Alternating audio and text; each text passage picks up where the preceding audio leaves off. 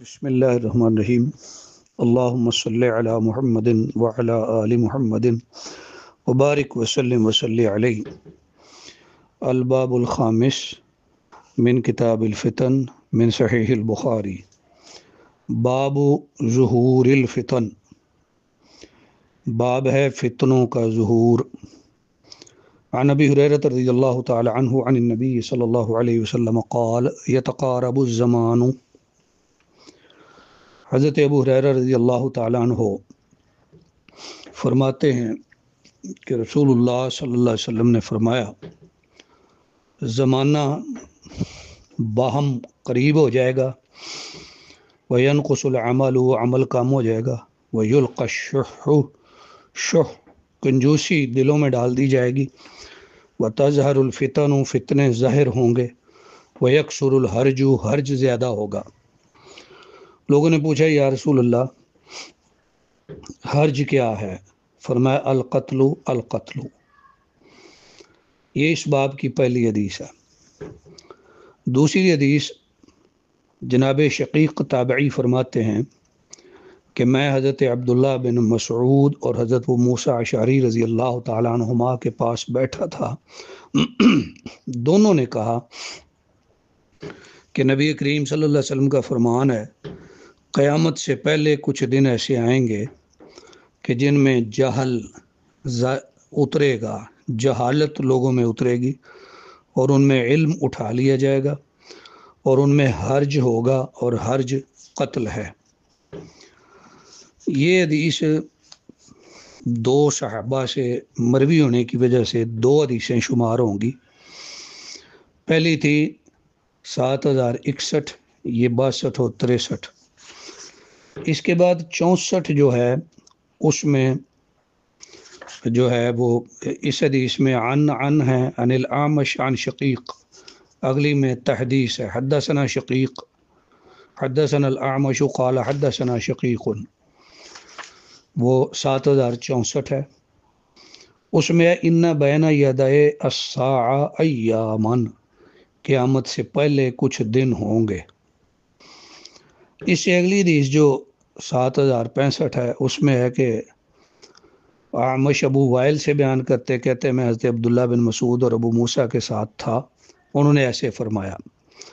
7066 میں ہے کہ ابو وائل عبداللہ بن مسعود سے بیان کرتے ہیں اور کہتے ہیں میرا خیال ہے کہ انہوں نے اس کو مرفوع بیان کیا کہ قیامت سے پہلے ایام الحرج ہوں گے، جن میں علم ہٹ جائے گا، جہل ظاہر ہوگا۔ تو ابو موسیٰ فرماتے ہیں کہ حرج سے مراد حبشی زبان میں قتل ہے۔ اور آخری حدیث ابو وائل حضرت ابو موسیٰ اشعری سے بیان کرتے ہیں کہ انہوں نے حضرت عبداللہ بن مسعود سے کہا، آپ کو ان دنوں کا پتہ ہے جن دنوں میں نبی صلی اللہ علیہ وسلم نے ایام الحرج کا ذکر کیا تھا؟ تو آخر تک یہ حدیث ہے۔ پھر ابن مسعود کہتے ہیں میں نے نبی کریم صلی اللہ علیہ وسلم سے سنا، آپ فرماتے تھے لوگوں میں سے برے وہ ہوں گے کہ جو اس وقت زندہ ہوں گے جب قیامت آئے گی، یعنی جنہیں قیامت پائے گی۔ تو یہ اس طرح اس باب میں 7 حدیثیں ہیں۔ تو اگر ہم غور کریں تو پہلی حدیث جو ہے حضرت ابو ہریرہ سے الگ ہے، اور باقی 6 جو ہیں وہ ایک جیسی ہیں، حضرت ابن مسعود اور ابو موسیٰ اشعری سے، بعض الفاظ کی تبدیلی سے۔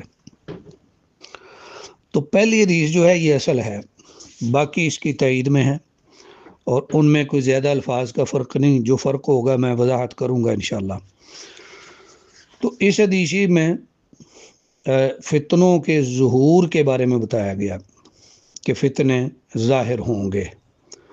تو فتنوں کے ظہور کے ساتھ پہلے فرمایا یتقارب الزمان، زمانہ ایک دوسرے کے قریب ہو جائے گا، اور علم میں نقص آ جائے گا، اور حرج زیادہ ہو جائے گا، یعنی قتل بڑھ جائے گا، اور شح بھی ڈالا جائے گا۔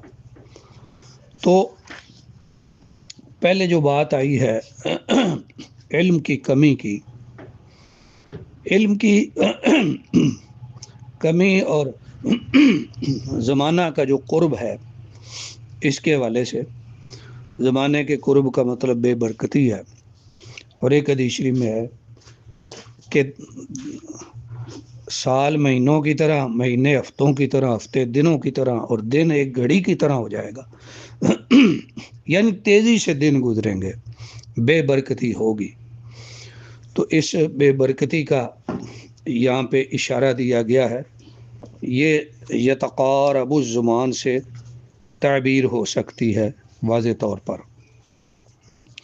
پھر طبرانی اوسط کی حدیث ہے، فرمایا قیامت نہ آئے گی حتیٰ کہ فحاشی ظاہر ہوگی اور بخل ظاہر ہوگا، امانت دار بندہ خیانت کرے گا اور خیانت والے کو امانت دار بنایا جائے گا، وعول اور تحوت زیادہ ہوں گے۔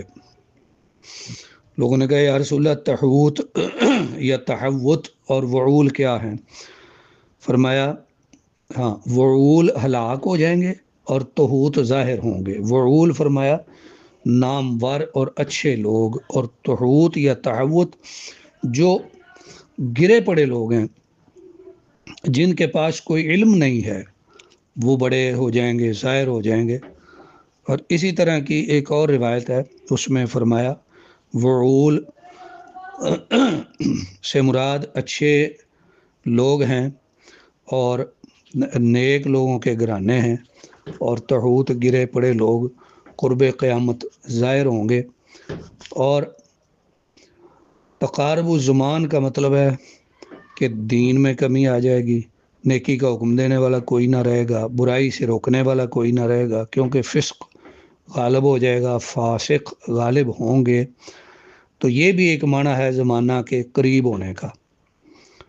ایک حدیث میں لوگ خیر پہ رہیں گے جب تک جو ہیں وہ علم میں مقابلہ کریں، ایک دوسرے سے بڑھیں، اور اگر سارے برابر ہو جائیں تو پھر ہلاکت ہوگی۔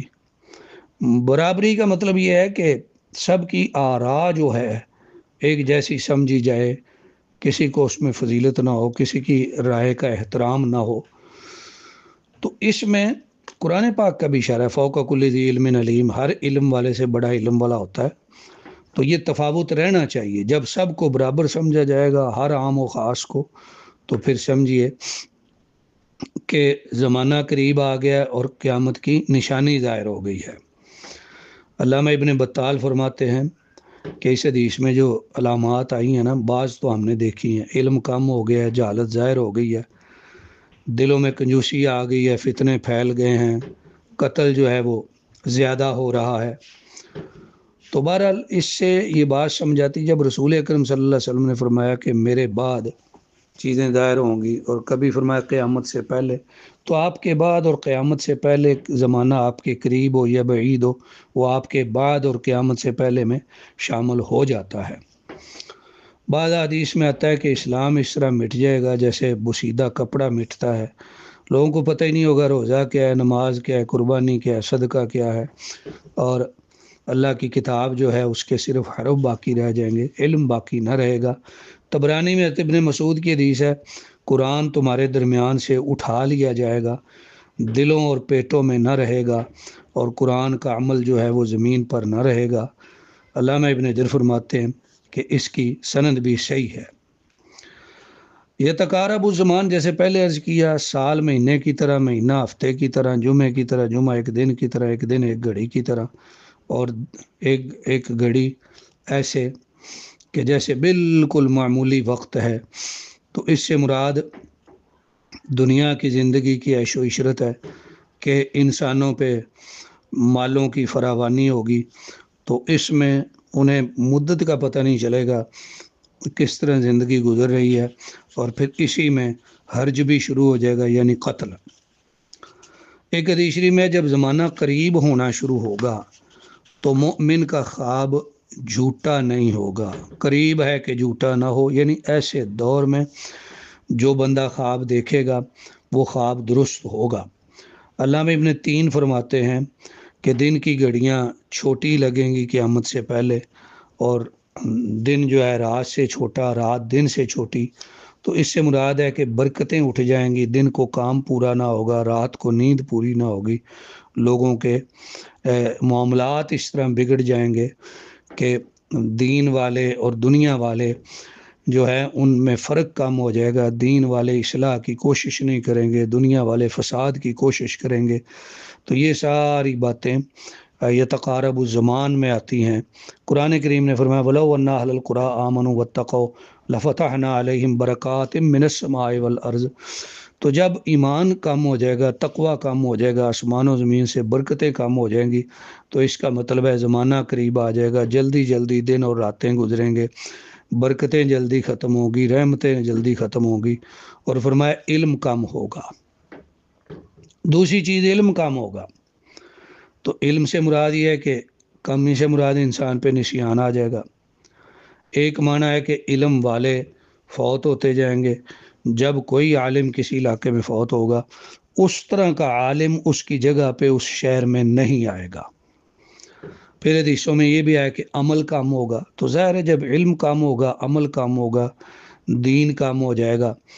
یہ معنوی احساس ہے علم و عمل کی کمی کا، اور حصی طور پہ وہ معنوی مفہوم ہے۔ حصی طور پہ اگر دیکھنا چاہے تو کھانے پینے کا ذائقہ اچھا نہ ہوگا، عمل پہ انسان کی مدد نہیں ہوگی، نفس جو ہے آسانی کی طرف مائل ہوں گے، شیاطین انسانوں کے اور جنوں کے بہت زیادہ پھیل جائیں گے۔ اور علم کا اٹھایا جانا، علماء کے اٹھائے جانے پر اس میں تو ایک حدیث شریف بھی ہے بڑے واضح۔ فرمایا اللہ تعالیٰ علم کو لوگوں سے ایسے نہیں چھینیں گے، بلکہ اللہ علماء کو اٹھائیں گے، حتیٰ کہ جب اللہ علماء کو نہیں چھوڑیں گے باقی دنیا میں تو لوگ جاہلوں کو سردار بنا لیں گے۔ پھر دلوں میں شح ڈالا جائے گا۔ شح کیا ہوتا ہے؟ ایسی کنجوسی جو دل کے اندر چمٹ جائے۔ قرآن نے کہا من یوق شح نفسہ، جو دل کی بخیلی سے بچایا گیا تو وہی لوگ فلاح پانے والے ہیں۔ جو اچھی طرح چمٹ جائے، تو بعض اہل علم کہتے ہیں یہ بخل سے بھی بڑی سخت چیز ہے، شح، اس سے بچنا چاہیے۔ تو آیا ہے یلقى الشح، شح ڈالا جائے گا۔ ڈالا کہاں سے جائے گا؟ اپنی بدعمالیوں کی وجہ سے اللہ کی طرف سے آئے گا۔ تو ڈالا جانا قرآن اس کو استعمال کرتا لا یلقاها الا الصابرون اور انی القی الی کتاب کریم، تو یہ چیزیں ڈالی جاتی ہیں۔ امام قرطبی رحمہ اللہ کی ایک بڑی پیاری کتاب ہے جی، تو کئی دفعہ میں ارادہ کرتا ہوں کہ میں اس کا ترجمہ کروں، اگرچہ میرے علم میں آیا کہ اس کا ترجمہ ہو چکا ہے، التذکرہ فی احوال الموتى و امور الآخرہ۔ اس میں امام قرطبی رحمہ اللہ فرماتے ہیں کہ میرا خیال ہے کہ یلقا کو یلقا بھی پڑھا جا سکتا ہے، سکھایا جانا، اور جو ہے بتکلف ڈالا جانا، تو یہ بھی ہوگا۔ پھر فتنوں کا ظہور دین و دنیا کے معاملات میں، اور کثرت قتل کا معنی یہ ہے کہ قتل ہوں گے، نہ حد قائم ہوگی، نہ قصاص لیا جائے گا، نہ دیت کا نظام ہوگا۔ اور پھر حدیث میں آتا ہے کہ حتیٰ کہ بندے کو پتہ نہیں چلے گا مجھے کیوں مارا گیا ہے، اور مارنے والے کو پتہ نہیں ہوگا کہ مجھے کیوں مارا گیا، نہ مارنے والے کو پتہ ہے میں نے کیوں مارا، نہ مرنے والے کو پتہ ہے۔ تو یہ چند الفاظ کی تشریحات ہیں جو پہلی حدیث شریف میں آئی ہیں۔ اس کے بعد جو حدیث ہیں وہ میں نے پہلے عرض کیا، حضرت عبداللہ بن مسعود سے ہیں اور حضرت ابو موسیٰ اشعری سے، وہ 6 کی 6 حدیثیں آئی ہیں۔ بعض الفاظ کا فرق ہے معمولی سا، ان میں یہ ہے کہ جہل اترے گا، تو جب علم اٹھے گا تو لا محالہ جہل اترے گا، لوگوں کے دلوں میں اترے گا۔ اور ان احادیث بعد والیوں میں یہ بھی ہے کہ قیامت سے پہلے کچھ ایام ہوں گے کہ جن میں یہ کچھ ہوگا۔ یہاں حرج کا لفظ بھی آیا اور وضاحت فرمائی صحابی نے کہ حرج حبشی زبان میں قتل کو کہتے ہیں۔ تو علامہ ابن حجر فتح الباری میں فرماتے ہیں کہ حرج عربی میں بھی استعمال ہے، لیکن ملنے جلنے، کثرت اور بھیڑ کے معنی میں استعمال ہوتا ہے، تو کثرت قتل کے مفہوم میں آ جائے گا۔ حضرت ابو موسیٰ اشعری رضی اللہ تعالیٰ عنہ کا تعلق یمن سے ہے، اور یمن میں تھوڑا سا یمن کا اور حبشہ کا سمندری 50 میلوں کا فاصلہ ہے، تو وہاں سے سمندر پار کر کے حبشہ آتے جاتے تھے، اور بلکہ حبشہ کی حکومت تھی یمن میں، اس لیے حبشی زبان کا استعمال یمن میں عام تھا، کافی پھیلا ہوا تھا، اور پھر وہ مکہ مدینہ تک بھی پہنچا۔ حضرت ابو موسیٰ اشعری رضی اللہ تعالیٰ عنہ نے یا تو سوال کے انداز میں فرمایا اور یا تصدیق کے انداز میں فرمایا کہ آپ کو ان دنوں کا علم ہے جو دن قیامت سے پہلے ہوں گے، جن میں جہل اترے گا اور علم اٹھ جائے گا۔ تو ابن مسعود رضی اللہ تعالیٰ نے فرمایا کہ رسول اکرم کا یہ بھی فرمان ہے کہ قیامت کے وقت جو لوگ زندہ ہوں گے لوگوں میں سب سے برے ہوں گے جن پر قیامت قائم ہوگی۔ تو اصل میں اس کی وجہ یہ ہے کہ جو اچھے لوگ ہوں گے نا وہ اس سے پہلے اٹھا لیے جائیں گے۔ ایک حدیث ہے کہ قیامت نہیں آئے گی مگر برے لوگوں پر، مسلم شریف میں، اور مسلم میں ہی مرفوع حدیث ہے، فرمایا اللہ تعالیٰ یمن کی طرف سے ایک ہوا بھیجیں گے جو ریشم سے بھی زیادہ نرم ہوگی، تو جو بھی بندہ مومن جس کے دل میں ایک ذرہ کے برابر ایمان ہے اس کو وہ ہوا پہنچے گی تو اس سے وہ بندہ فوت ہو جائے گا اور پھر برے لوگ ہی رہ جائیں گے۔ پھر ایک لمبا واقعہ مسلم شریف میں ہے جس میں دجال کا ذکر ہے، حضرت عیسیٰ کا ذکر ہے، یجوج و ماجوج کا ذکر ہے۔ اس میں ہے کہ اللہ تعالیٰ ایک پاکیزہ ہوا بھیجیں گے جو ہر مومن اور مسلم کی روح قبض کر لے گی اور زمین پر برے لوگ رہ جائیں گے۔ یتہارجون تہارج الحمر، وہ ایک دوسرے کے اندر ایسے گھس جائیں گے جیسے گدھے گھستے ہیں۔ تو تہارج کا معنی کثرت سے ایک دوسرے میں چلے جانا، اور اس کا معنی اہل علم نے زنا بھی کیا ہے کہ مرد عورتیں ایک دوسرے سے زنا کریں گے جیسے گدھے اور جانور کرتے ہیں، کوئی فرق نہیں ہوگا۔